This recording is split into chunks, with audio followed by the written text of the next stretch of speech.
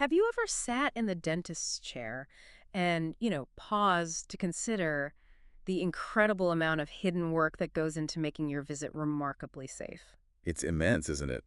Much more than just what meets the eye. Absolutely. There's this whole meticulous system running behind the scenes, ensuring your protection. Exactly.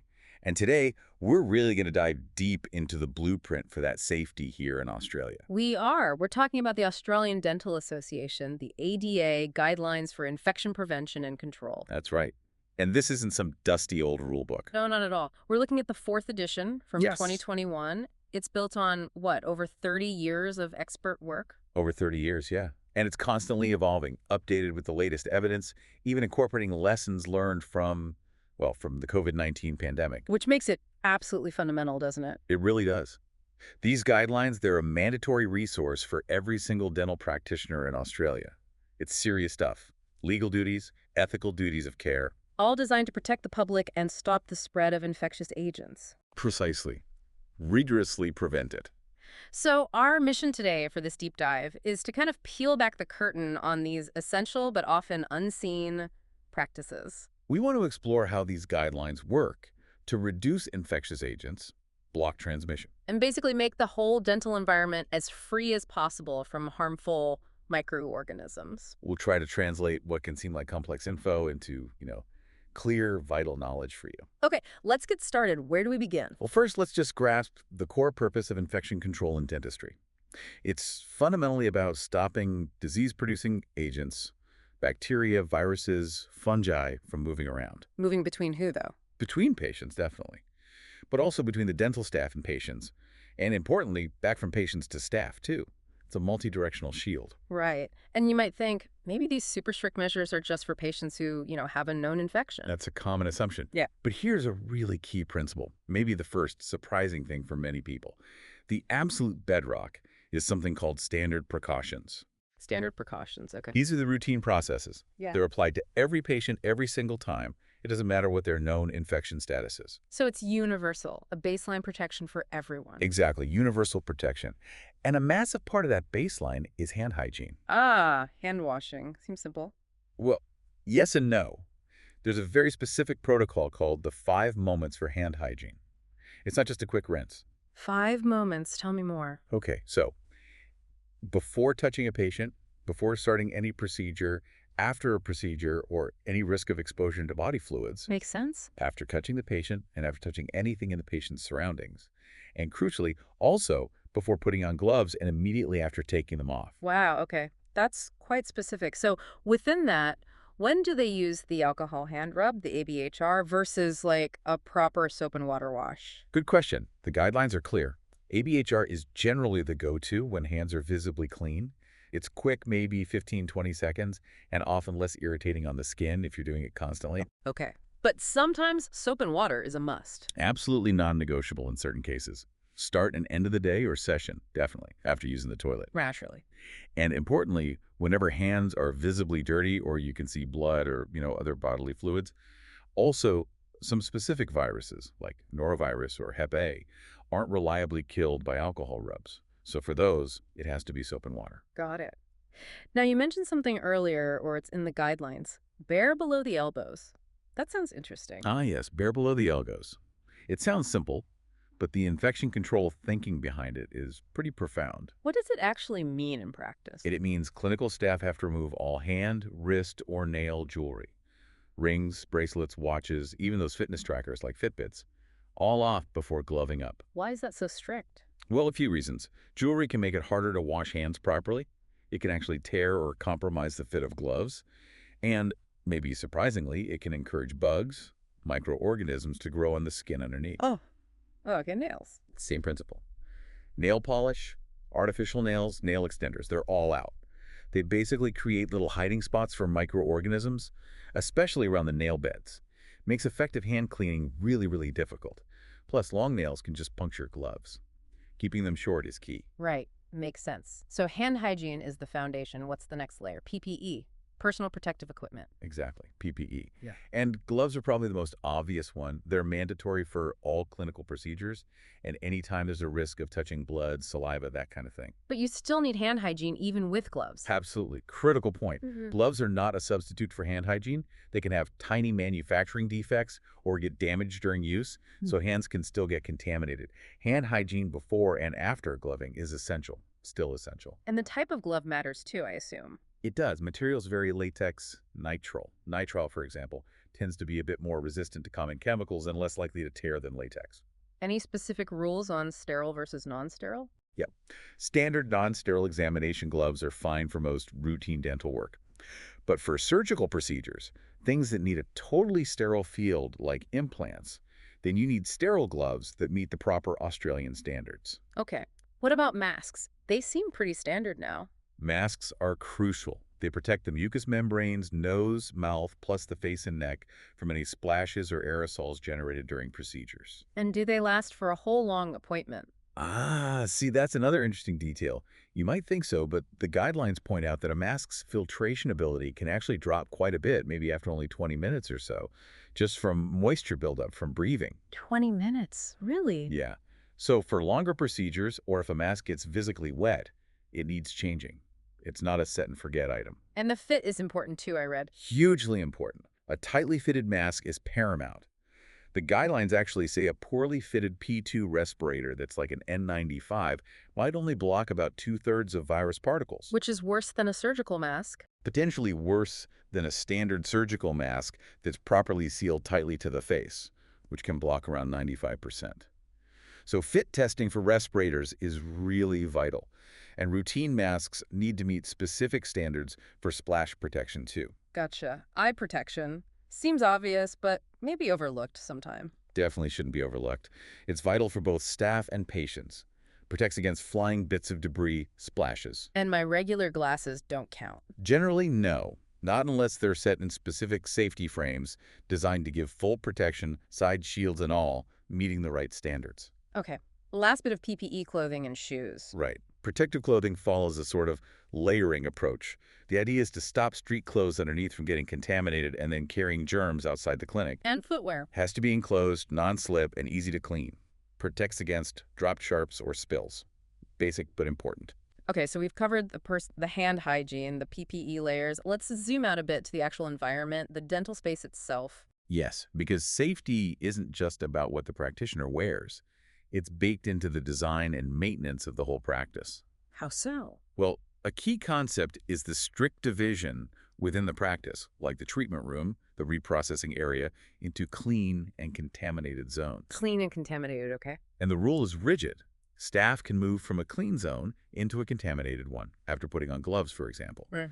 But they absolutely cannot move back from contaminated to clean without taking off the PPE correctly and doing hand hygiene. So no nipping back to a clean drawer with contaminated gloves on. Definitely not. Any contact contaminates the clean zone. And the guidelines explicitly call out old habits.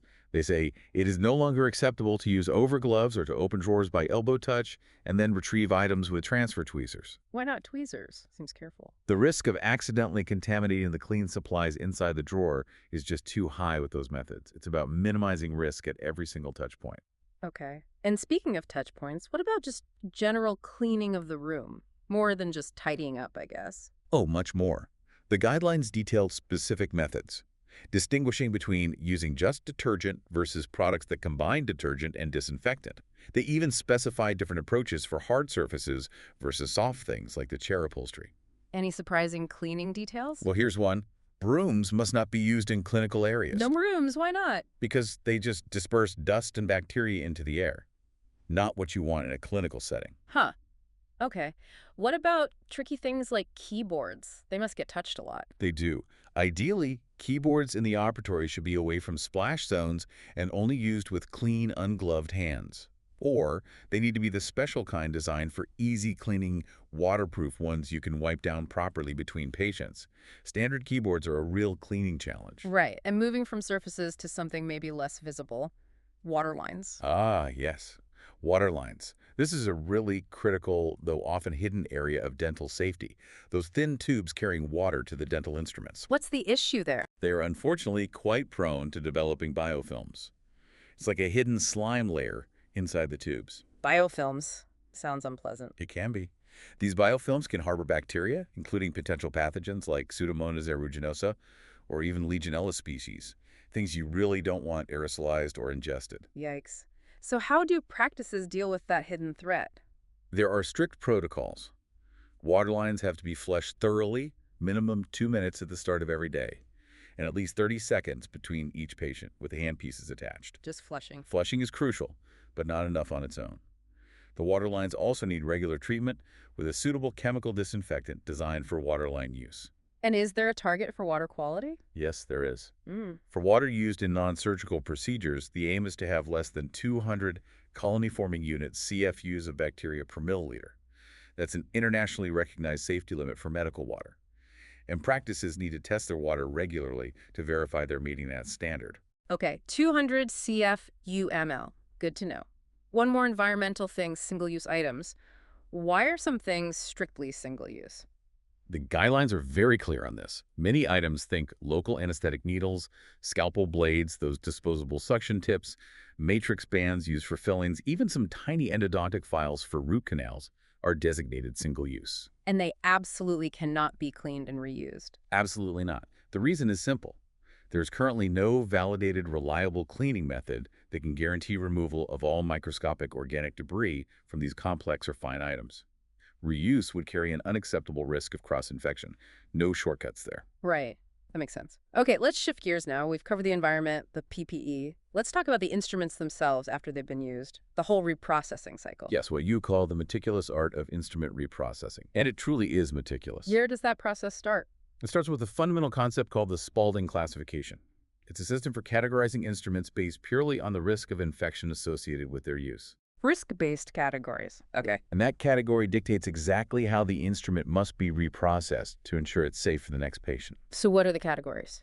First, you have critical items. These are instruments that are going to enter sterile tissue or touch the bloodstream. Think surgical instruments, forceps, implant tools, surgical burrs. High risk. Highest risk. These absolutely must be sterile when they're used. They need to be packaged after sterilization. And crucially, they require something called batch control identification, or BCI. Batch control identification. What's that?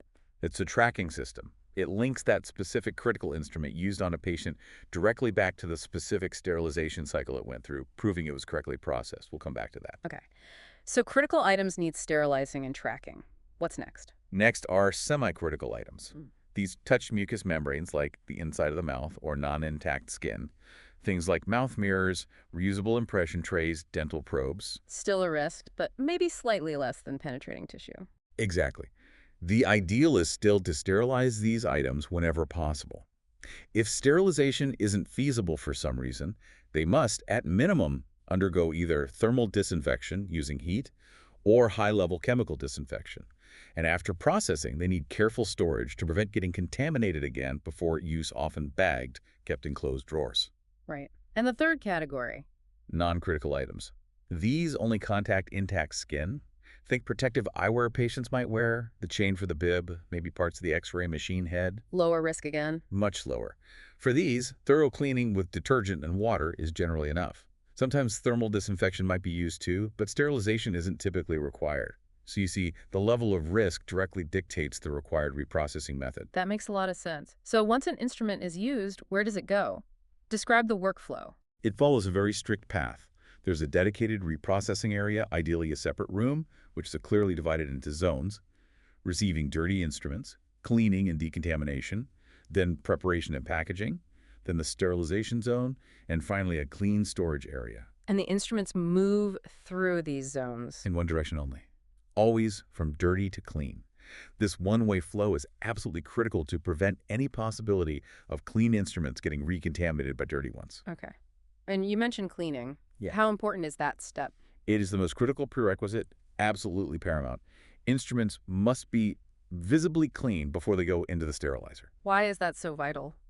because if there's any organic debris left on them, blood, saliva, tissue remnants, the steam used in sterilization might not be able to penetrate through it and reach all the surfaces. The debris basically shields the microorganisms. So dirty instruments might come out of a sterilizer, still not sterile. Potentially, yes. That's why cleaning is non-negotiable. And the guidelines prefer mechanical cleaning methods, like using special instrument washers or ultrasonic cleaners, over just scrubbing by hand. Why prefer machines? They're generally more efficient and consistent.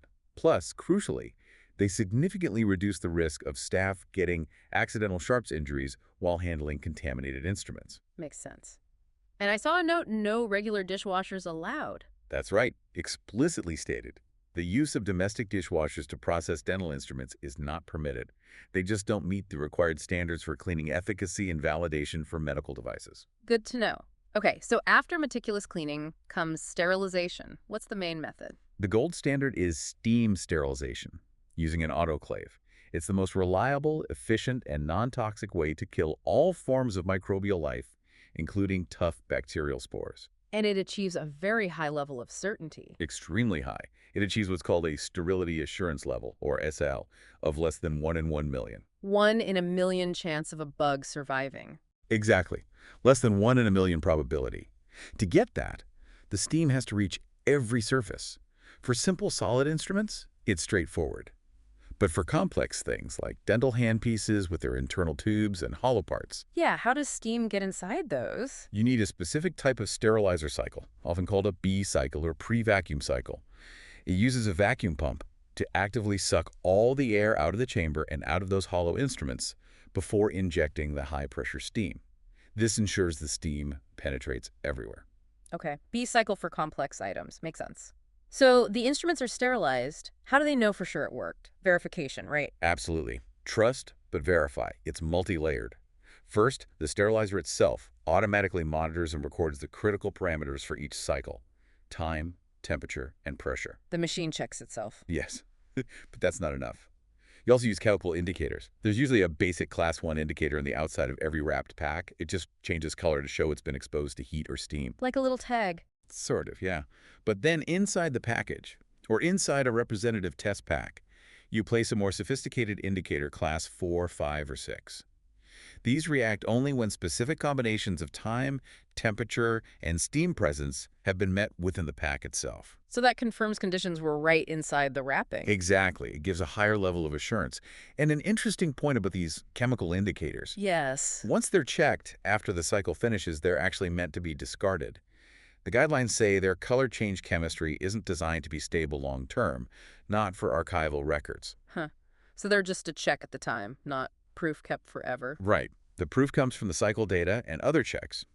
And for the ultimate belt and braces verification, practices use biological indicators. Biological indicators. Spore tests. Commonly called spore tests, yes. Yeah. These contain a known quantity of highly heat-resistant bacterial spores, usually Geobacillus sterothermophilus. They're like the toughest bugs around. A superbug challenge for the sterilizer. Pretty much. They put these vials, or strips, through a sterilization cycle and then incubate them. If the spores are killed, meaning no growth occurs, it confirms the sterilizer is capable of achieving true sterility. How often are those used? They're essential for validating the sterilizer initially, and then typically done regularly, maybe weekly or according to manufacturer's guidance, plus after any major repairs or if they change packaging types. Annual validation usually includes them too. Okay. And this brings us back to that BCI thing, batch control identification. Yes, BCI. Right. Mandatory for those critical items we talked about. This system creates that traceable link. What exactly does it link? It links the specific instrument pack used on a patient directly back to the specific sterilizer it was in, the date it was processed, and the unique cycle number for that load.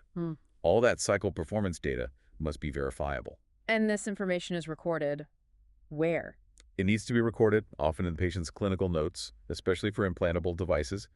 And all the sterilizer cycle records, printouts, or electronic data must be kept for a minimum of 7 years. 7 years. And what about those thermal printouts? They fade, don't they? They definitely do. That's a key point. Fading thermal paper isn't good enough for a 7-year record. So those printouts must be either scanned, digitally photographed, or photocopied to create a stable, lasting record. Right. Preservation is key. One last thing on sterilized items' shelf life. Do they have an expiry date? It's a bit more nuanced than a simple date. The concept is event-related shelf life, not time-related. Event-related, meaning? Meaning a sterilized pack stays sterile indefinitely unless an event occurs that compromises the packaging barrier. Things like getting wet, being dropped, torn, or opened, obviously. It's the integrity of the packaging and the storage conditions dry, dust-free, temperature-controlled that matter, not just how long ago it was sterilized. If the pack integrity is breached, it's no longer sterile regardless of the date. Okay, that's a really important distinction. So storage and handling are just as crucial as the sterilization itself. Absolutely. The whole chain has to be intact. All right. We've really covered the day-to-day meticulous processes, but what about less common situations or, when things don't go to plan? Special cases, emergencies? Yes, the guidelines cover those critical scenarios too. For instance, there's the sensitive issue of dental practitioners who might themselves carry a bloodborne virus, or BBV. Like hepatitis B, C, or HIV? Exactly. Practitioners are required to know their status for these viruses. Yeah. Now, what's really significant, based on national guidelines from the CDNA, the Communicable Diseases Network Australia, Yes. is that since 2018, having a BBV diagnosis doesn't automatically ban a healthcare worker, including dentists, from performing what are called exposure-prone procedures, or EPPs. Exposure-prone procedures. Those are procedures with a higher risk of blood exposure. Correct, where there's a chance of the worker's blood contaminating a patient's open tissue if an injury occurs. However, the worker can perform EPPs if they meet very specific criteria related to their viral load. Like having the virus suppressed to very low levels. Precisely. For example, for HBV or HIV, if their viral load is consistently below 200 copies per milliliter, demonstrating effective treatment and low transmissibility, they are permitted to perform EPPs under those national guidelines. That's a major point. It highlights the extremely low risk from worker to patient, doesn't it? It really does. While there's a theoretical risk during an EPP if the worker gets injured, the actual risk of BBV transmission from an infected healthcare worker to a patient in Australia is incredibly low, vanishingly small. How low are we talking compared to the other way around? Well, the risk of getting HIV from a patient via a needle stick injury is around 0.3%, maybe 1 in 300.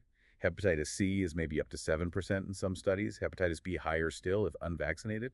But the estimated risk of HIV transmission from an infected worker to a patient during an EPP, it's estimated at something like 0.0000024%. Extremely rare. Wow. Okay. But injuries do happen. What's the plan if a staff member gets a sharps injury? Every practice must have a clear, drilled, blood and body fluid exposure protocol, an emergency plan. What are the immediate steps? First, stop working immediately. Encourage the wound to bleed gently. Don't squeeze it. Then wash it thoroughly with plain soap and lukewarm running water. It's important not to use harsh disinfectants on the wound itself, as they can be irritant. Okay. Then what? Then comes an urgent risk assessment. This is particularly critical for potential HIV exposure because post-exposure prophylaxis PEP medication is most effective if started very quickly, ideally within hours, and certainly within 72 hours. Time is critical. Very critical. Yeah. The process involves testing the injured staff member, of course, and also, with their informed and voluntary consent, testing the source patient whose bodily fluid was involved. Yeah. All the details have to be meticulously documented for follow-up and management. Right. Okay, moving from exposures to something else patients might worry about, allergies. Yes, allergies and sensitivities are another important area. Yeah. Latex allergy is a big one. Natural rubber latex. Yes. Any suspected latex allergy in staff or patients has to be treated seriously. Reactions can range from a delayed skin rash, which is type 4 hypersensitivity, right up to a potentially life-threatening type 1 immediate anaphylactic reaction. Is there any way to predict who might be at higher risk? Interestingly, yes. The guidelines note that patients who have allergies to certain foods, specifically banana, chestnut, avocado, kiwi fruit, and tomato, have a higher chance of also being allergic to latex. So, for those patients, adopting a completely latex-free approach during treatment is the prudent thing to do. Banana and latex. Who knew? Okay, any other surprising allergies in dentistry? Well, one that might not be top of mind is chlorhexidine. Chlorhexidine, that's in mouthwashes, isn't it? Antiseptics. It is widely used. Yeah. But the guidelines point out there have been over 60 reports of anaphylaxis to chlorhexidine in the literature since 1983. It's rare, but serious when it happens. When is the risk high? The biggest risk seems to be when chlorhexidine gets into the bloodstream. So the advice is generally to avoid applying chlorhexidine products, rinses, gels, irrigants directly onto bleeding sites like maybe not irrigating deep gum pockets right after scaling, or washing out extraction sockets with it. Caution is advised. Good to know. Okay, last area, special equipment. Does anything need unique handling? Yes, a few examples. Digital X-ray sensors, the ones that go inside your mouth. They touch mucous membranes, so they're considered semi-critical. They need proper barrier protection during use and then cleaning and disinfection according to the manufacturer's specific instructions between patients. What about those fancy intraoral scanners for digital impressions? Those often use single-use disposable barrier sheaths over the scanning tip to prevent cross-contamination. Again, following manufacturer instructions is key. And the hand pieces, the drills. We touched on them needing B-cycle sterilization. Correct. And between every patient, they must be properly cleaned externally, lubricated internally according to instructions, that's vital for the mechanics, and then packaged and steam sterilized. Absolutely critical. And definitely not just wiped down or dunked in disinfectant. Never. Simply immersing them in disinfectant or putting them in an ultrasonic bath is completely inadequate and can damage them. They need that full cleaning, lubrication, and steam sterilization process every single time. Wow. Okay. So we've covered a huge amount of ground, from hand hygiene to sterilization verification to special cases. After this really comprehensive tour, what's the big picture takeaway for someone listening? I think the main takeaway is that dental safety is, well, it's far from just being tidy. It's this incredibly complex, deeply layered system. Built on really rigorous protocols. Rigorous protocols, yes, and continuous learning, adapting to new evidence, using advanced technology. It really represents a fundamental shift in thinking, from just basic cleanliness to active, robust infection prevention and control at every single step. Yeah. Hopefully, this deep dive leaves you, our listener, not just more informed, but actually genuinely impressed. I mean, impressed by the sheer dedication to patient safety that's embedded in dental practices adhering to these guidelines. It's a huge amount of often unseen effort, Yep. all driven by science, and a very strong ethical commitment to care. It really is a testament to the high standards underpinning modern dentistry in Australia. Absolutely. So here's a final thought to leave you with. Considering how quickly new germs can emerge, like we saw with COVID, and considering just how incredibly detailed and demanding these guidelines already are, what responsibility does knowing all this place on us, not just as patients, but maybe as informed citizens? That's a great question. Does it perhaps compel us to keep questioning, keep learning, and actively expect these highest standards in all our healthcare interactions? And maybe even think about how these core principles, meticulousness, verification, adapting to evidence, that relentless focus on preventing harm, how could those apply elsewhere? Maybe even in our own daily lives. Perhaps it fosters a deeper appreciation for all the unseen work that keeps us safe in so many ways.